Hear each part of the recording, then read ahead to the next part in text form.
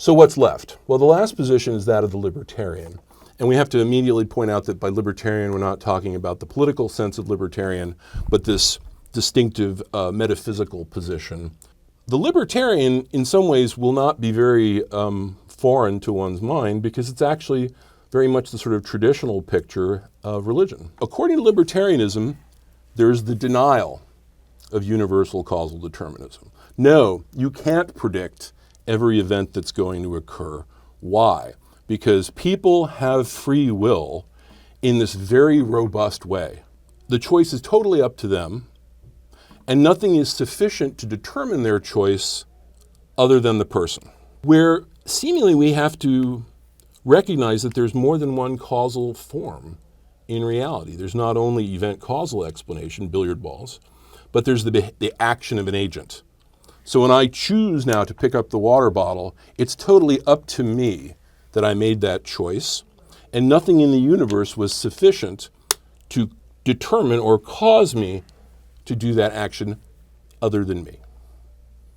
So, does libertarianism succeed in responding to the problem of the disappearing agent? Yes, it does. But at what expense? Well, it seems to do it at the expense then of adopting an incredibly exotic metaphysical picture of the world where there's not just one causal power, but two causal powers.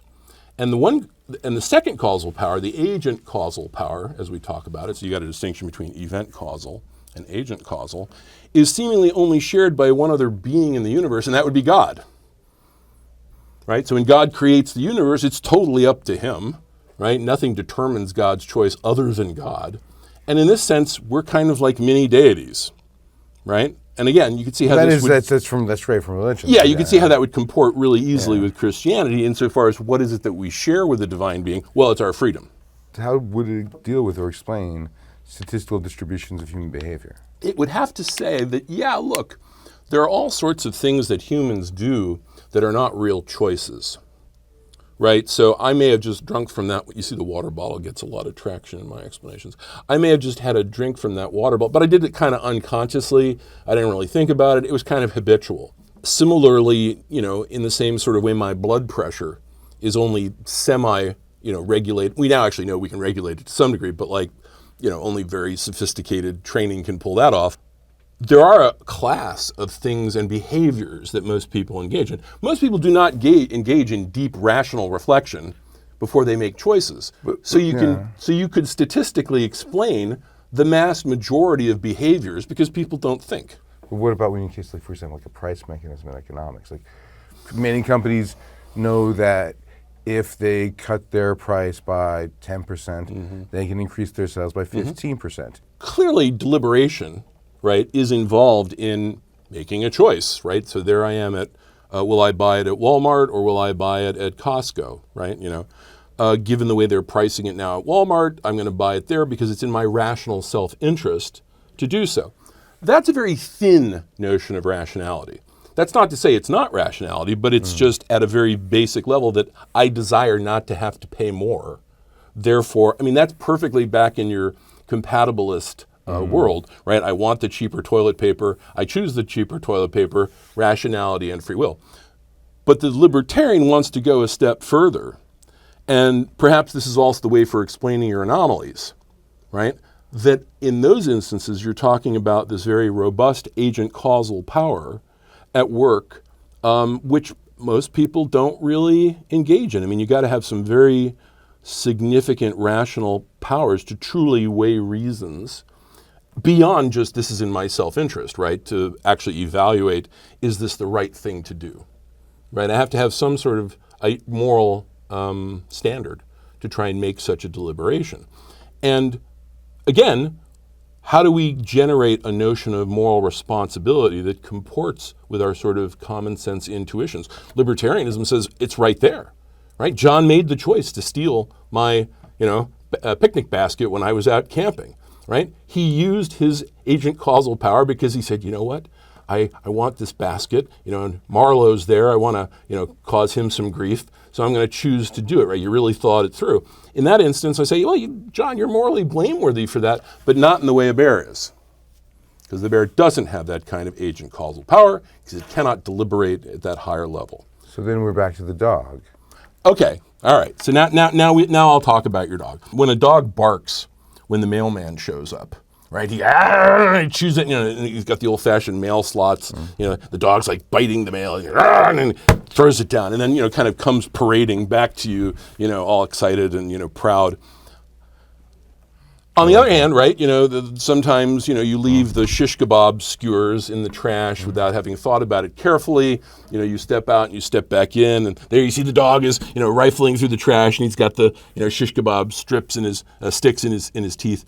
Now, think about the two different ways in which the dog responds in those instances, right? You can try and train a dog not to chew the mail, but boy, is it going to be difficult.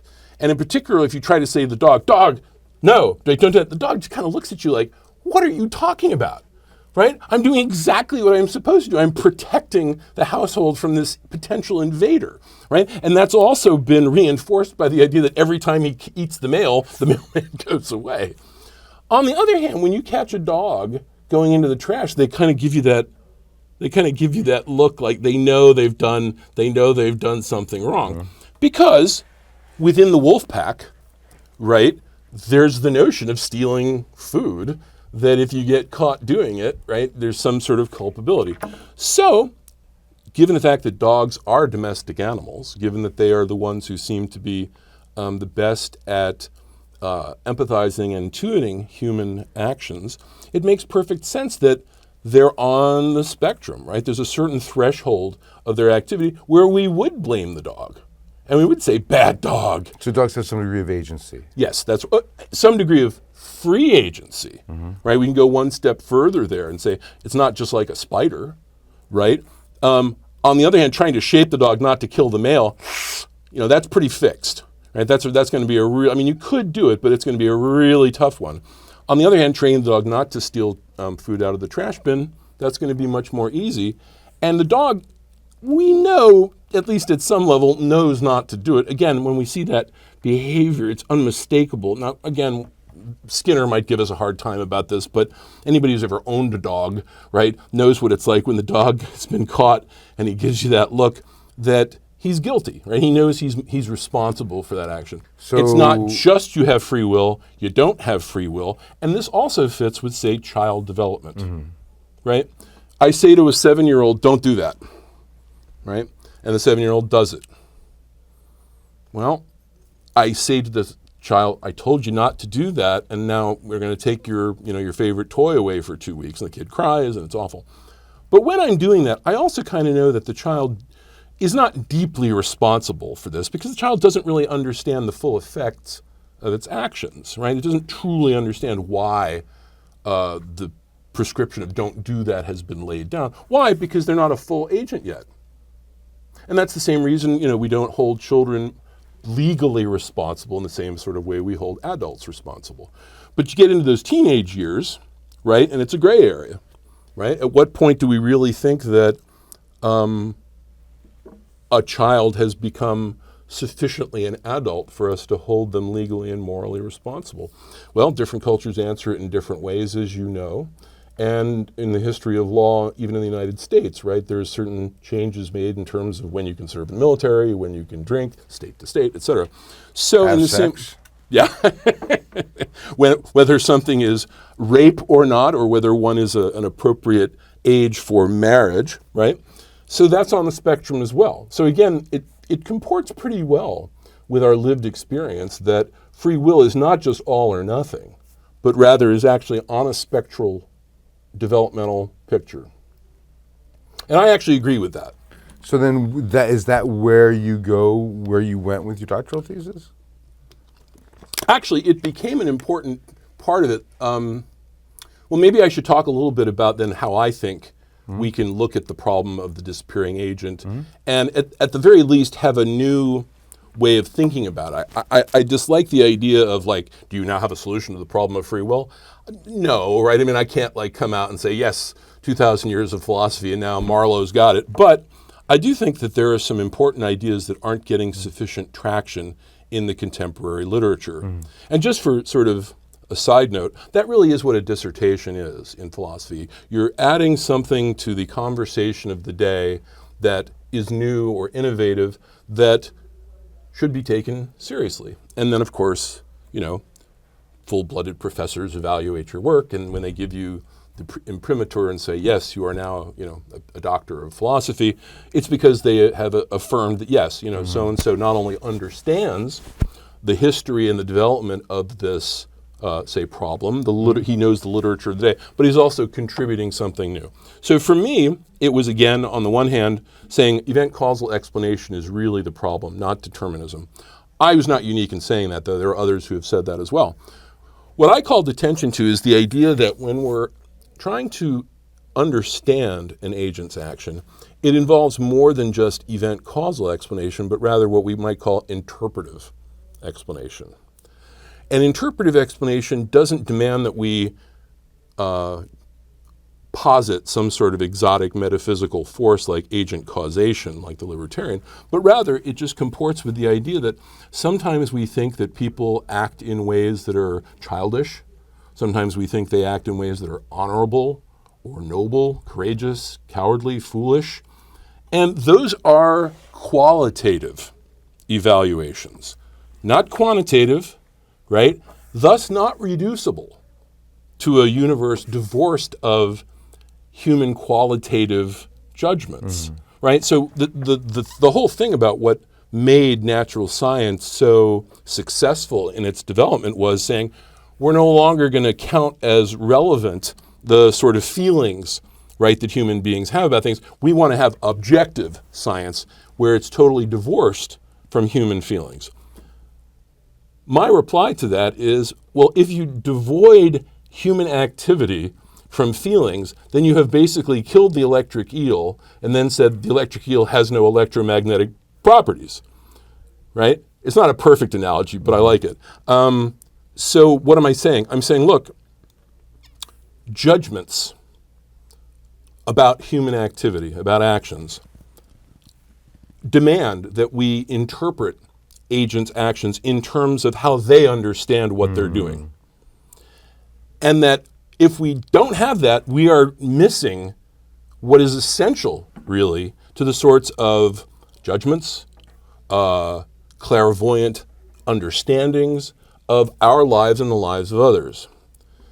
Hence, we draw an attention to different kinds of explanation, right? Not different causal powers, but look, event causal explanation is the right way to explain why I have a cavity, right? So I got this pain in my tooth. I go to the dentist, say, doctor, I got this pain in my tooth.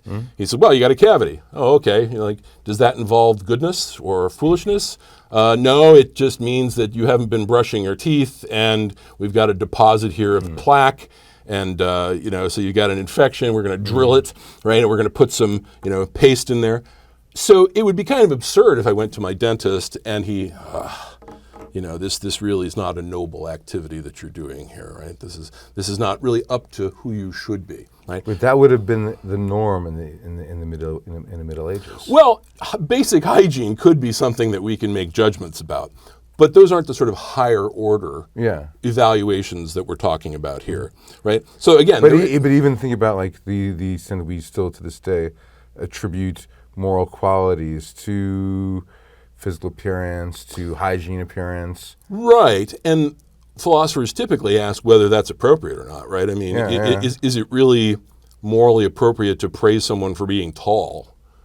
Right? We find it as, in general, for example, women find tall men more attractive, right? But that's a weird thing to blame or praise someone for if we really get down to it. But on the other hand, does a man hold the door open for a woman, right? Well, that activity is the result of someone having a certain picture about what true gallantry and how a man, say, should behave. Right? And we could quibble about whether men should or shouldn't be open. But again, the point is that what we're doing now is exactly what you were saying we should do, which is establish the correct causalities. We should leave causality out of it. Okay. Think about it just as a mode of explanation, an interpretive explanation, one which involves narrative, one which involves the idea that I, the agent, right, I think this about what I'm doing and why, right? So here I am having this lovely conversation with you here today. We could give a complete event causal explanation in principle for why my body is here, right? We could trace through space-time, all the neural fibers firing and the muscle contractions and stuff like that. But that would miss what is actually the correct explanation, which is I love philosophy and, I want to share my ideas about it, right? So that involves a kind of higher order qualitative judgment, love, purpose, meaning in the thicker sense, right? But it doesn't involve positing some sort of unique causal metaphysical power. It just says, look, there are different modes of explanation that are appropriate for different domains. So to explain why my tooth hurts, right? Event causal explanation all the way. To explain why a person goes into, say, working for homeless people, right? Or works for an NGO, or, does work as a political theorist, right? For the purposes of trying to help the common good. Those are not ever going to be comprehensible from a purely objective standpoint, which is the standpoint of natural science and event causal explanation, right? You've just taken it off the table insofar as you've removed from it any deeper, strong, that's the language that we use, strong qualitative discriminations or evaluations, right? You're just not going to be able to explain it in the sense in which you must in order to understand it. So let me ask you. Yeah. You had before said, let's separate very, very clearly and distinctly the political vision of a libertarian from the philosophical vision of a libertarian. Good. But those aren't completely distinguishable in the sense of that when I can speak personally from my experience with society. When I was a child, the educational system was very, very, very much set up individualistically. Very much set up where to emphasize the ability of individuals in the class or in the school to succeed, and the rest were treated just sort of thrown away.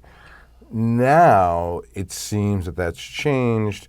There's more of an interest in more a collective, a more standard level of education for everyone. It seems more important now that everyone gets in general, gets a higher standard of education, even to the extent that some of the more performing students, well, again, if you were to be in the Stuyvesant Facebook group, you endlessly complain about they feel they've been drawn to, and you see this also in culture, like for example, like a Brad Bird film. Almost every Brad Bird film, for example, emphasizes that plucky individual and that society should be in the most Randian way designed about that person succeeding, whereas you have other visions of society which are more about collective good, common utility, and this also reflects a vision of what we consider to be free will. What society do we design? Well, I mean, it's funny that you mentioned the Randian view, that of Ayn or Anne Rand. Yeah. That brings up the libertarians in the other sense, right? Yeah. The political or economic picture of libertarianism. What? Just sit up straight. Oh, sit up straight, okay. Blameworthy. He was going out of frame. That picture is predicated on that kind of deeper metaphysical picture that we can pull ourselves up by our bootstraps, and regardless of what social circumstances I'm born into, right, the individual, charts his course and makes his way in the world. And those who don't, right, they're just the inferior men, right? That's kind of the Randian. Yeah, we the living shall strive out. Yes, and indeed they go hand in hand with a certain political worldview and economic worldview. So that's a nice example. And one that's very much dominant today. It certainly has its place right now. Well, it's all in Doge, right? The chainsaw wielding billionaires. Yes. But please. No. I mean, you're exactly right. I mean, we are moving, and we have moved to a position which is exalting the kind of entrepreneur, right? The person who's this true innovator and this individual that we should extol and put that person in charge, right? And that's different than your sort of common man, right, who, he'll just follow along because he'll get this sort of nice benefit, the dreaded sort of version of trickle down. So that has become really prevalent recently for those who may be watching this at some other time, right, with the rise of the Trump administration in its second iteration and his, having Elon Musk as one of his chief advisors. But it's always been sort of there with Donald Trump. I mean, he is he is the other side of the coin to Bill Clinton. He's the aspirational individual. I mean, to a certain extent, he's less aspirational than Bill Clinton. Bill Clinton really came from nothing. But Donald Trump, again, he very much played up that sense throughout his entire career of being that outsider coming in. Yeah, I came up from nothing, except for that $1 million Dad gave you to get things started. Yeah, exactly. Yeah, I mean, the Trump family is ubiquitous. I mean, yeah. Yeah. So let's see now. There's a bunch of stuff at play here. I mean, I think in general, it's not uncharitable to say that the Republican Party in general presupposes, in general, a more sort of libertarian kind of picture of free will. And that results in their sorts of ideas about why the government shouldn't be involved in various social programs, giving out, why welfare is, something that's really just enabling people to, continue in their laziness, as opposed to a sort of more Obama picture, which very much worked with the sort of social deterministic picture about judgments about behavior as a result of various causal factors at play, very similar to that thing I was saying earlier about diagnosing a sort of social problem as a result of economic forces creating ghettos, et cetera, very complex history.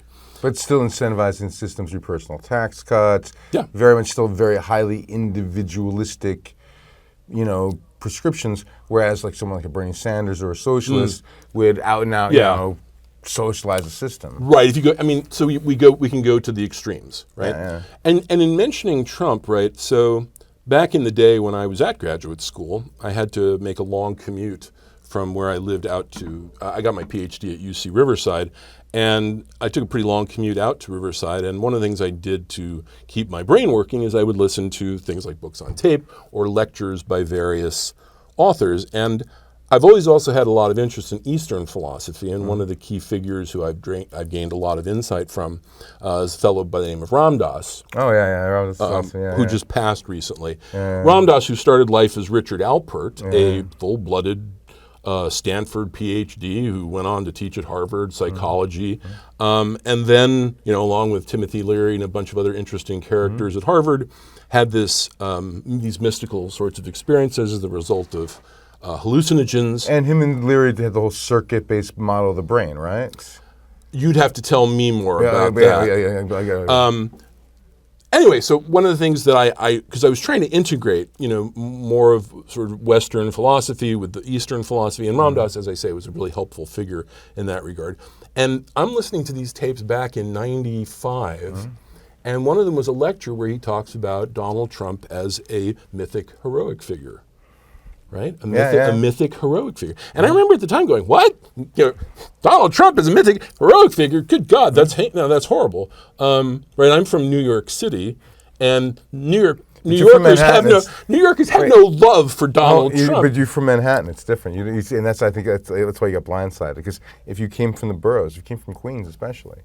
Donald Trump was like a god. Oh, okay, right, because he came from Queens, and it's not just that he came from Queens, but that he spoke a language that people in Brooklyn and Queens could understand. Okay, and that was something that was particularly powerful. Okay, I think particularly in the late '70s. Oh, okay, I can see that. No, I mean it's very much. I mean, this might take us too far afield, but it's very much, I think, in keeping with the myth that he's propagated that he's the friend of the common man. Oh yeah, absolutely. Right? He's the friend. He's the friend. He's the friend of the working man. It's like, okay, let's look at the details. Clearly, he's not. Yeah. But the heroic mythic figure of Donald Trump is the Donald Trump who's, again, the sort of great entrepreneur, the master of the deal. Again, the individual who has plowed his way and become this powerful success. And again, I'm listening to this in '95, kind of going, mythic heroic figure. And then, terrifyingly, 20, 30 years later, like full bore on. So those sorts of, here I would use the word symbolic, but it very much is in keeping with interpretive, right? In order for me to understand the explanation that we both just gave for why Trump has been so successful is to talk about him as a mythic, heroic figure. What does heroic mean? Event causal explanation has nothing to say, right? Natural science, chemistry, right? They have nothing to say about what makes a notion of heroism. For that, we have to have. But there is some biology that certainly explains some biology and facial gestures, tones. I mean, there is a certain lot of I would say a lot of biological determinism in the MAGA movement. Well, now you're pointing at where there's a lacuna or a hole in terms of we very naturally seem to want to know, well, what's the relationship between these different modes of explanation that you're proposing, Marlowe, right? Surely, as you said, like sort of, again, part of being a mythic heroic figure is having a certain ability to sway a crowd, and some of that is a result of physical beauty, tone of voice, facial gestures, movements. Precisely. Things that may even be unconscious, right, on the part of the person, but that again, we would seemingly want to use event causal explanation to explain. Well, the first thing I would say is it's pretty tough to say how you're going to explain what is, say, a sort of comely facial gesture, or what is a sort of welcoming picture of a person without understanding the concept of welcoming. And again, I defy anybody to open any chemistry book and find out what element relates to welcoming. But I could, for example, with certainly a great deal of joy, in fact, take a variety of simian facial gestures and see their context which they were executed, and then compare Donald Trump's face to a variety of chimp faces. No, that's right. At each particular point with so much joy. Describe the deployment and the similarities of Trump's use of facial gestures with the chimpanzees. Yes. And I could even get an AI to do that. Ooh. So, I mean, really, the hours of fun. Let me propose a question to you on that one. So, certainly, in terms of chimpanzee facial gestures and hand gestures in relation to human hand gestures, where we see overlap, right? And presumably we would explain that in terms of evolutionary processes, right? Forming certain kinds of neural structures, right? So then we get into things like the hypothalamus and the limbic area, right? Which are sort of the hormone governors so that, again, you make a certain kind of aggressive thing, that's going to release cortisol and, right? That seems to me that that's the domain in which we have not risen to the level of free agency, right? That's the sense in which we're really, and to use the words of Plato, we're still kind of just acting like brute beasts at that level. Or like musicians.